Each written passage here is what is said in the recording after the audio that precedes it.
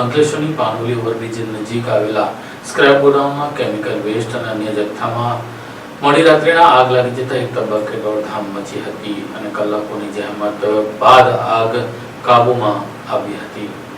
અંકલેશ્વર તાલુકાના પાનોલી ઓવરબ્રિજ નજીક આવેલા એક સ્ક્રેપ ગોડાઉનમાં બપોરના સમયે અચાનક આગ લાગતા ગોડાઉનમાંથી જ્વાળા ઉઠવા લાગી। આગની જાણ થતાં સ્થાનિક લોકો ઘટનાસ્થળે દોડી આવ્યા અને તાત્કાલિક ફાયર બ્રિગેડને જાણ કરી। ગોડાઉનમાં રહેલા કેમિકલ વેસ્ટ અને પ્લાસ્ટિક સહિતના જ્વલનશીલ કચરાને કારણે આગ ઝડપથી ફેલાઈ ગઈ। ઘટનાની જાણ થતાં ફાયર બ્રિગેડના 2 ફાયર ફાઇટરો પહોંચ્યા। ફાયર જવાનોએ પાણીને ફોમનો મારો ચલાવી ભારે જહેમત બાદ આગ પર કાબુ મેળવ્યો હતો।